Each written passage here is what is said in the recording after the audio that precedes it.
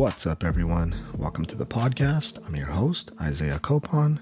It's August 25, 2025, and this is Lift and Learn episode 139. In this episode, I'll talk about how getting more steps in throughout the day can help you lose weight, and more importantly, keep you healthy for a longer period of time. And then in the second topic, I'll talk about how to work out if you only have a little bit of time.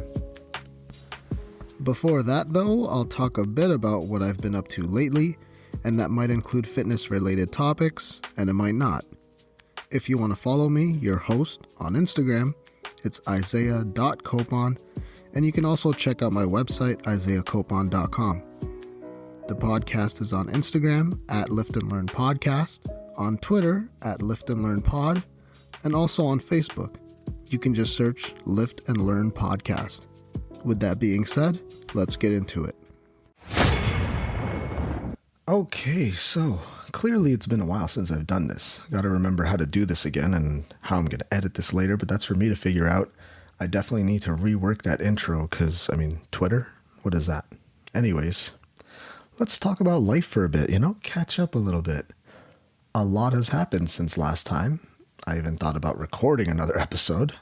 So life and daughter updates, first thing on today's list, of course. This is only my third podcast of the year. I think my last one was in April, so we're going to try to make this consistent going forward, okay? We'll see how busy life gets or continues to be, but I think I can figure out a schedule where I'll make time for this every week, okay? So in terms of my daughter, okay, she's obviously center of the world right now. She's able to pull herself up to stand now, which is amazing. Started babbling, which all happened within 2 weeks. I think that was way back in May. It was just milestone after milestone, sitting all by herself, quickly turned into standing with support. Then came her just going blah, blah, blah, blah, blah, blah. She's definitely developing her own little personality, that's for sure. Mostly in a good way, unless it comes to eating on her own, which can be a problem. And now even better, she's been sleeping in her room for 3 or 4 months now, and she's been doing well with that. We sleep trained her a few weeks ago, it's probably months ago now. It just seems like a few weeks ago. So everyone in the house is sleeping a lot better. I'm getting more rest now, maybe more than ever in my life because of how early I can sleep now, around 9 a.m., sometimes even before that if I really want to. So she's nearly a year old. Yeah, she's only a few days until she's 1. Which is crazy. 1 year. Crazy how fast this year flew by. And I feel like every week there's a new growth spurt. Last week, I'm pretty sure we can count it as taking her first steps. Yeah, she's definitely taking her first steps. She's just flying everywhere. She's been so actively trying to walk and just stand without support. And yeah, it's been paying off. She's a pretty lean baby. Still has some of the baby fat, obviously, but she's getting taller and she's strong, which I love to see. It seems like now we're past the lack of sleep for the parent stage. She's asleep by 8, typically 8 p.m., obviously. So that's been helping with my own sleep. I think this may be, honestly, the most consistent sleep I've been getting in my whole life. Sleeping around, or even before 9 on some nights, but I do still have to wake up before 4 on most days just because I start work so early. Life of a personal trainer who starts at 5 a.m., But I just control what I can control when it comes to the workouts, the diet, stress management. Those have been pretty good lately. The sleep, like it's been for most of my life, continues to be under the ideal 8 hours of sleep, but I make it work somehow without the need for caffeine. I just get up and go. I'm not even going to mention that sometimes I actually get up and run at 4 a.m., but maybe we'll talk about that later. Okay, usually I talk about sports, so let's update you on that. Spoiler alert, haven't done much of that. Haven't played basketball in a few months since I injured my left thumb, but that's healed, and so has my shoulder. I just haven't been to any ball runs lately.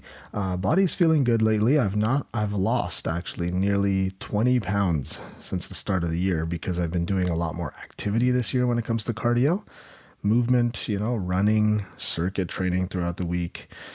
For this month, August, I've actually been having only carbs before and after training. Other than that, I go pretty much no carbs or just very minimal carbs the rest of the day. But like I said, I'm going to dive into that later. I don't want to spoil it, Golf season, Yeah, that definitely took a dip from last year.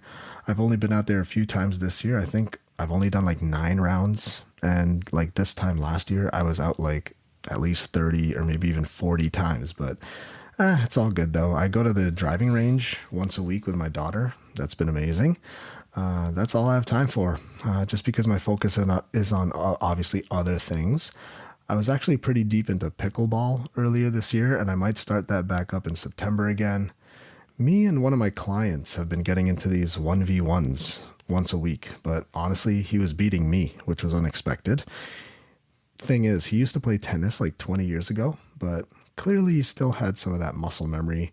We're pretty close in skill level, but I think it's honestly it's a good form of cardio and movement that pretty much everyone can enjoy. So even my family has been coming out to that. In September, we might have a set routine of getting to the courts maybe on Friday afternoons, but we will see.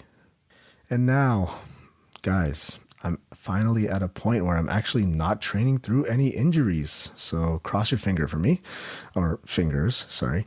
I had my shoulder bothering me at the beginning of the year. Then I played basketball, hurt my thumb for another few months. But honestly, right now, all good. Got to push through whatever it is at this point, because something else I'm excited to talk about today. I saved this till the end of my little rant. My training has changed pretty dramatically lately with all these injuries, and possibly plateauing, the last few years. It just made sense for me to step away from this bodybuilding or powerlifting for a bit. That's pretty much the style I trained for. I feel like after 12 to 13 years of training a certain way, it was starting to feel a bit stale. So I switched up my training. I've started training in a more high rock style, so more circuit training. Yes, that's right. I hopped on the trend. Along with running, guys, I've been running and jogging for nearly like 5 months now. It was a big shock to my body initially, and some days it feels like I still need more time to adapt. But from my first run around the block to now, I've seen great improvements. My time per kilometer, the pace, has dropped almost 2 minutes per kilometer, which I think is amazing. Now, why am I doing this? You might be asking yourself, or I mean, I don't know why you'd ask yourself, but you're asking me. I was fortunate enough to grab a ticket for High Rocks in October, so I will be competing in that. It's like around 40 days away. Yeah, it's probably too quick to dive into a competition right away, but I think at this point I'll just have to do my best to be as ready as I can be. The exact time of how long it will take me to do this event, that I don't really care about right now. Okay. If I do finish it, I'll be happy. That's the only goal I have. I'll definitely be talking more about this over the next few weeks. I'm pretty excited for it. It's like, I think it's like 6 weeks away, less than 6 weeks away. Side note, we took a family vacation last month in July. We went to Mexico. It was really hot there, but the training needed to continue. So my running progress, that's one of my biggest weaknesses that I have right now. So I just got to continue to keep pushing, keep on pushing. I started running in, I want to say early March. So that means I've been running for, what is that? March, April, May, June, July, August. So 5 months now. Damn, I didn't even realize it was that long. But I think I had a pretty good program or protocol for myself. I think I'll save some of what I'm doing for next week's episode, but training has been going well. I pushed myself harder with training, probably more than I ever have, and it was a well-needed break from powerlifting or bodybuilding style that I've been doing for so long, and honestly, I feel great. Like, no matter what you throw at me, I feel like I can handle it now.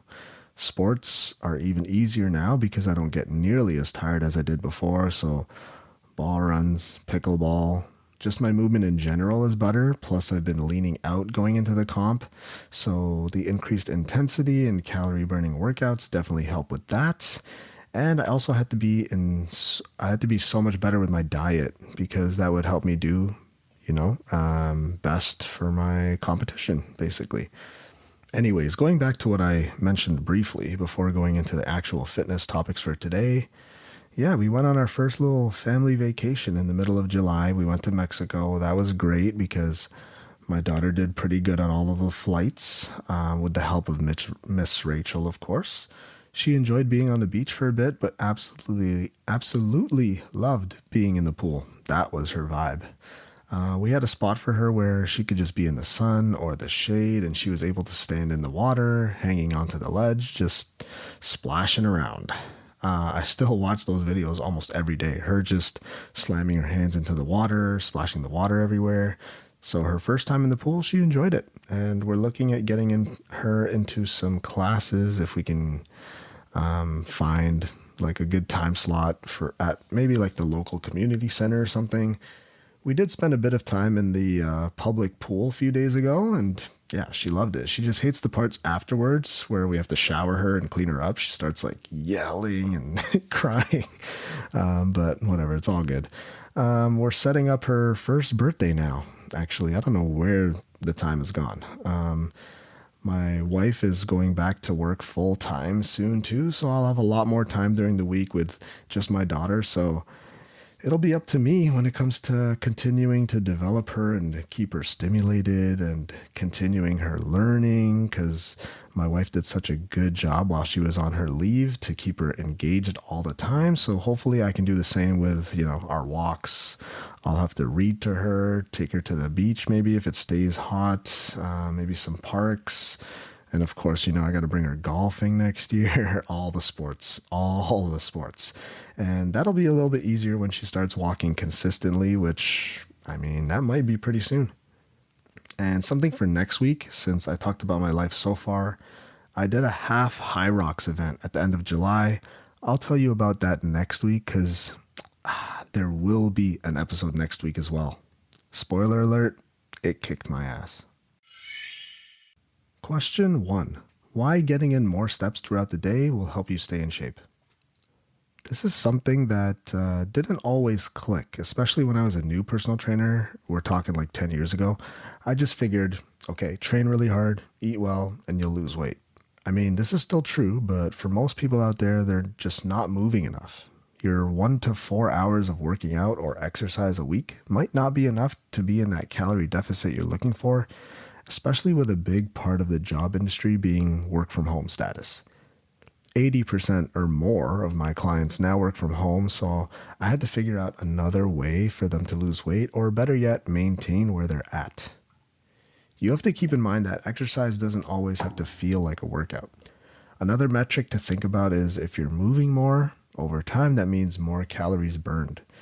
Simply put, more activity means more calories burned, which gives you more of a chance to be in a calorie deficit.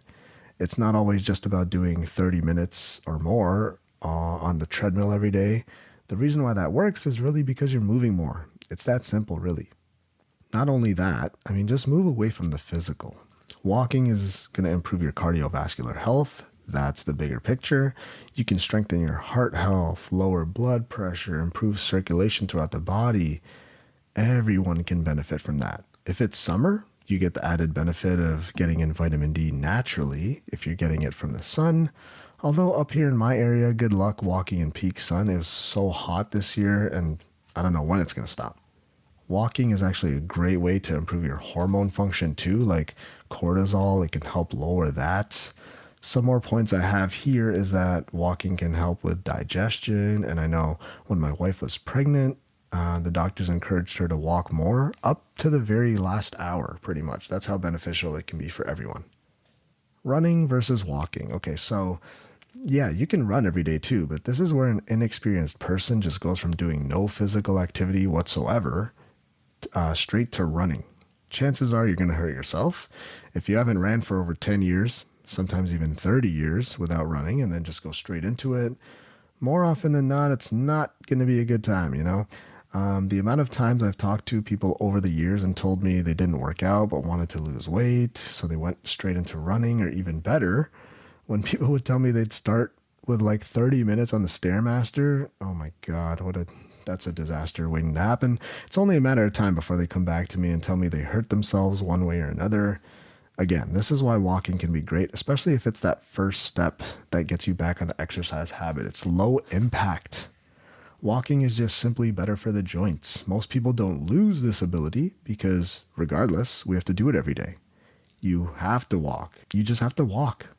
Don't think about running when it comes to losing weight, which is what a lot of people will do right away. It could be damaging to your joints, multiplied if you're a bit overweight or just not used to running after so many years, and running slightly incorrectly over a lengthy amount of time is just not safe.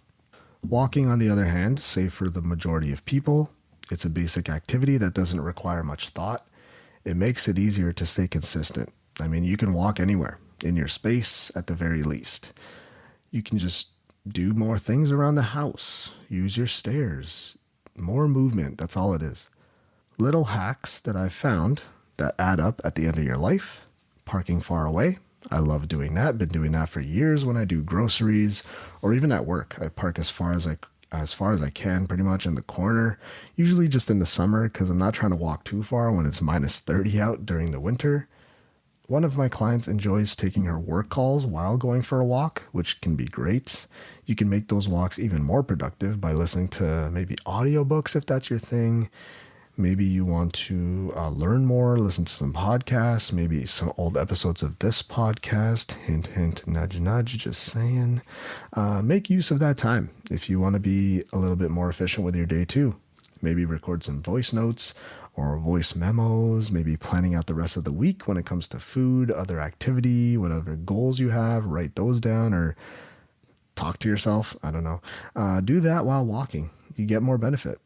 Or you know what? Just take in the great outdoors, enjoying the scenery, nature as a whole, whatever you want.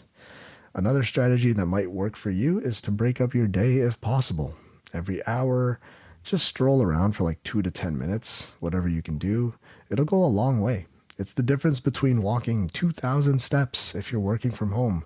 Trust me, that's a normal number, or upwards of 7,000 steps. Let's break down some stats here. So walking for 10 or 15 minutes is around 1,000 steps, depending on your pace. So a quick, brisk walk, if possible, just a few times a day will add up.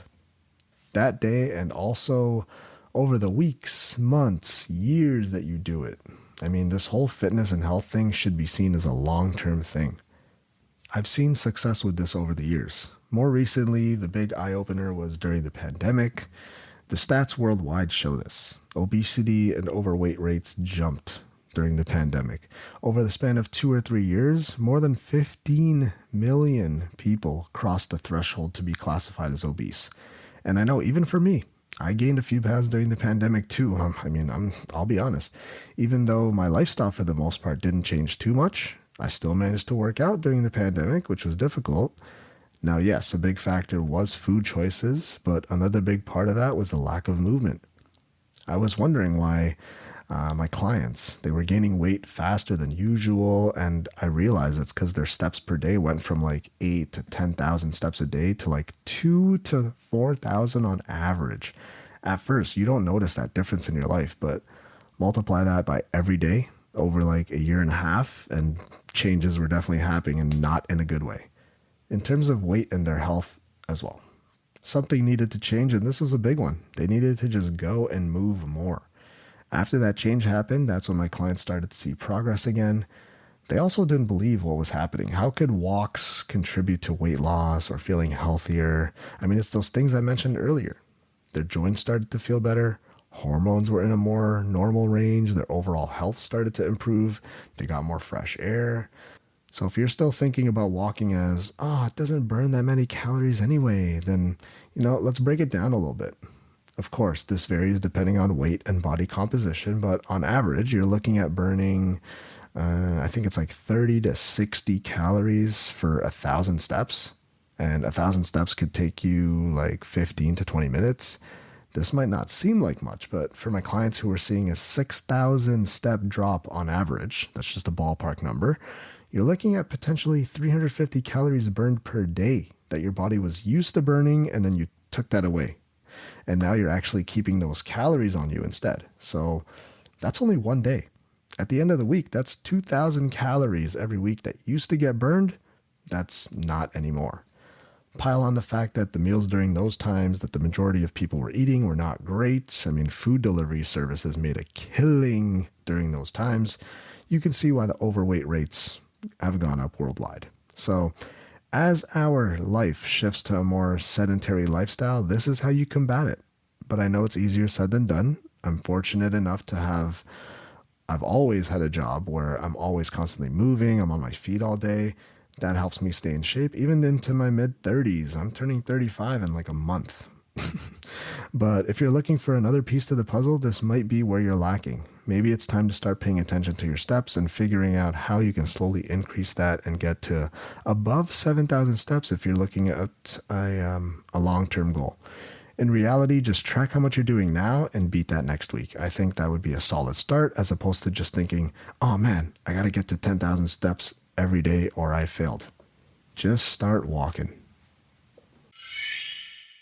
Question 2. How to work out with a limited amount of time. I've been working out for over 10 years now, and one thought I thought I'd always have a dedicated 1 to 2 hours to work out every day, and obviously life changed a year ago with me being a family man now. I thought that no matter what, I'd find the time for at least an hour workout. I mean, that's nothing. So this topic hits home a little bit, and I'm sure it does with some of my listeners as well. How can you fit in a workout with your busy schedule? That's a big question these days. And I think what you'll figure out from what I'm going to talk about over the next few minutes is that doing just a little bit is better than doing nothing at all. But I also want to dive into certain strategies that you can use to actually get a workout in if you only have 30 minutes or maybe even just, 5 to 15. It's just about doing the work that you need to do, taking advantage of the limited amount of time that you do have. Consistency, that's going to be way more important than the duration you're working out or exercising for. I think that's the first mindset shift that needs to happen. Get away from this mentality of, oh, if I can't do it for an hour, then it's a waste of time. Or, oh, I'm eating bad now, might as well just keep on eating bad today. That all-in mentality does not work when it comes to health. Okay? So what that means is just doing the work every day, even if that is just 5 minutes, is better than just doing an hour once a week or something. A lot of the times people will ask me, oh, I only have 30 minutes. Is that even worth it to work out? Answer is yes, because the comparison is probably you doing absolutely nothing. So yes, 30 minutes of working out will be better than nothing. I think that's a no-brainer, and 5 or 10 minute workouts are also better than 0. It's not a waste of time. So how would you work out with a minimal amount of time? Let's talk about some of these strategies. Okay, this is when I'll personally use circuits in my training, and this is usually the only time I'll use circuits, unless you're training for an event or if it lines up with your goals. If you're short on time, they're your best friend in order for you to hit all the muscles you want to. Even something like bodyweight circuits, so push-ups, squats, no weight is even needed to change your life if you're choosing the right exercises for your skill level. That's the reality that most people don't understand. You can literally get up right now and do some lunges around the house or around your space, and that would be more beneficial compared to watching yet another episode of whatever Netflix episode you're binging right now. Better solution, while you're watching your show, do the exercises at the same time. Wow, groundbreaking stuff, I know. I do it when it comes to rehabbing my own injuries. I try to tell my clients to do the same thing. People on the treadmill or Stairmaster do it all the time, so you can do the same when it comes to just doing bodyweight squats in front of the TV, for example. If you don't have a lot of time to work out, keeping your rest minimal, I think that's the biggest thing. If you have a limited amount of time, obviously, you probably don't want to be doing straight sets where you're resting like 1 to 3 minutes between sets. If you're doing deadlifts for 3 to 5 reps, that just doesn't make the most sense. If you only have 10 minutes to work out, you're probably just going to get like 2 or 3 sets in and that's it. Again, better than nothing, but I think there's a better way to go about it. This is why these supersets and circuit style training will be the way to go. Minimal rest and you're just getting after it and locking in for a few minutes. If you're short on time, not only is your rest short, but this also means that your intensity is going to have to pick up.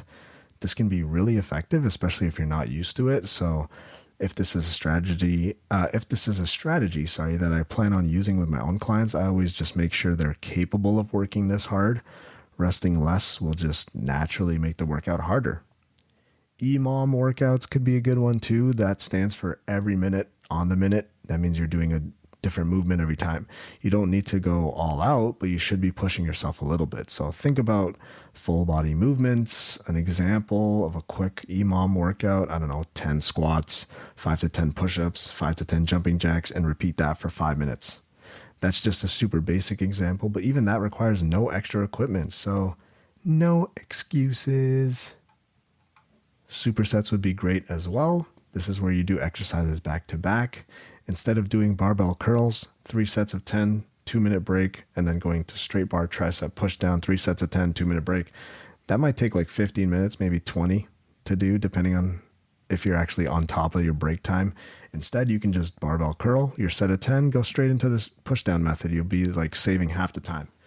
When it comes to what specific workout would be best, line it up with your goals. If you're looking to improve mobility, for me, something like golf, I center some of my workouts around mobility, rotational movements I love. I think we might talk about that one next week.